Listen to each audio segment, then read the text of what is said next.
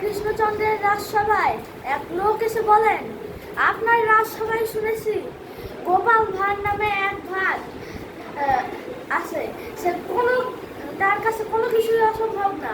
তাহলে তাকে বলুন আপনি যে সে যেন আমায় ষাঁড়ের দুধ খাওয়ায়, তাহলেই আমি বুঝবো যে সে সর্বজ্ঞানী এবং তার কাছে কোনো কিছুই অসম্ভব নয়। তারপর মহারাজা গোপাল ভাঁড়কে নির্দেশ করেন, লোকটির কথা অনুযায়ী তুমি অবশ্যই ষাঁড়ের দুধ নিয়ে আসবে আগামী এই 2 দিনের মধ্যে, নাহলে আমি তোমার কেড়ে নিব, রাজসভার ভারের দায়িত্ব কেড়ে নিব। যাও এবং উপায় খুঁজো তাড়াতাড়ি। তারপর সে ঘরে যে তার গিন্নিকে বলে, সে খুব চিন্তিত হয়ে পড়ে। তখন তার গিন্নি এসে বলে, কি হয়েছে, তোমাকে এত চিন্তিত দেখাচ্ছে? তারপর গোপাল ভাঁড় তাকে রাজসভার সকল কথা খুলে বলে। তারপর গোপাল ভাঁড়ের গিন্নি বলে, ও এই ব্যাপার, তাহলে কোনো ব্যাপার নয়, তোমাকে কিছুই করা লাগবে না, আমি কালকে সকালে ব্যবস্থা করতেছি। পরের দিন সকালে গোপাল ভাঁড়ের গিন্নি ঘাটে যে সকল কাপড় মুছছে, ধোয়া কাচা, তারপর যেসব অন্যান্য কাজ থাকে, বেশিরভাগ যে কাজগুলো পুরুষরা করে সেই কাজগুলোই সে করতেছে। তখন মহারাজ হাঁটতে বেরো, প্রতিদিন সকালে তিনি হাঁটতে বেরো।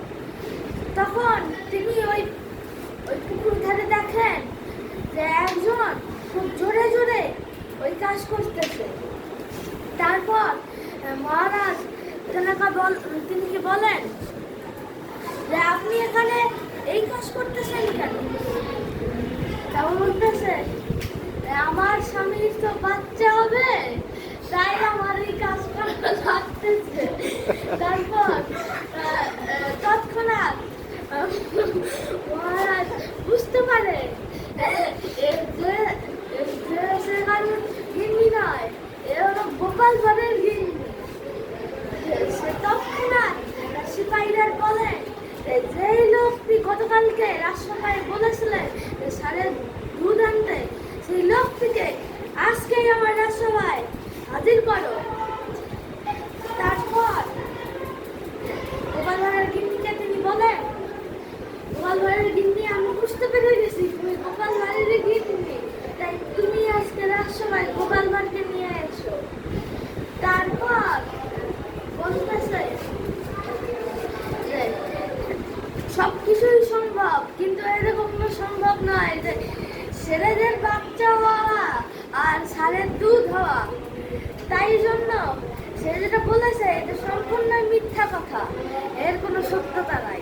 তারপর মহারাজ বললেন, এই লোকটিকে আগামী 2 মাসের জন্য কারাবাসে পাঠাও। তারপর গোপাল ভাঁড়ের গিন্নিকে তিনি 50 মোহর উপহার দিলেন। বাহ বাহ, সবাই হাততালি দাও তো।